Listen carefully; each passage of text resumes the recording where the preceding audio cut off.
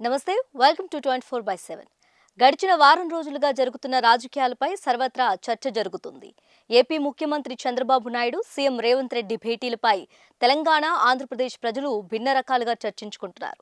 ఏపీలో వేసిన ఎత్తుగడలకే తెలంగాణలో కూడా బీజేపీ చంద్రబాబును ముందు పెట్టి రాజకీయం నడపాలని ఆలోచనలో ఉన్నారనే చర్చ జరుగుతుంది.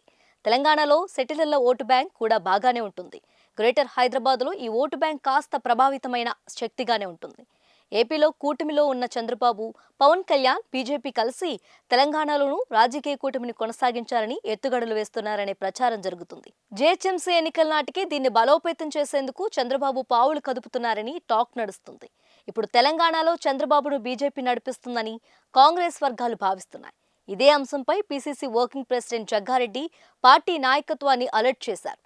అయితే బీజేపీ దక్షిణాదిలో పాగా వేసేందుకు ఆంధ్రప్రదేశ్ను తురుపు ముక్కగా మలుచుకొని తెలంగాణ వైపు అడుగులు వేసిందని అభిప్రాయాన్ని జగ్గారెడ్డి స్పష్టం చేశారు.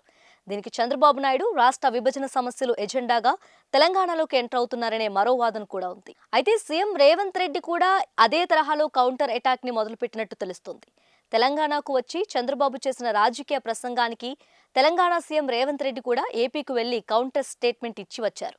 మాజీ సీఎం రాజశేఖర్ రెడ్డి 75వ జయంతి కార్యక్రమంలో రేవంత్ రెడ్డి చేసిన వ్యాఖ్యలు ఆసక్తికరంగా మారాయి. ఏపీలో బీజేపీ కూటమి ఉందని, బీజేపీ కూటమిని ఎదుర్కోవడానికి షర్మిల ప్రతిపక్ష పాత్ర పోషిస్తున్నారు.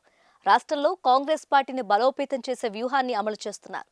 తెలంగాణలో చంద్రబాబు నాయుడు పాలిటిక్స్ అమలు చేయాలనుకుంటే ఏపీలో ప్రతిపక్షాన్ని సిద్ధం చేయడానికి రేవంత్ రెడ్డి రెడీ అనే ఇండికేషన్ ఇచ్చారన్నారన్న కామెంట్లు వినిపిస్తున్నాయి. చంద్రబాబు తెలంగాణలో పాలిటిక్స్ మొదలు పెడితే ఏపీలో కౌంటర్ పాలిటిక్స్ మొదలు పెడతామనేలా విజయవాడ సభ ద్వారా రేవంత్ రెడ్డి సంకేతాలు ఇచ్చినట్లు తెలుస్తుంది.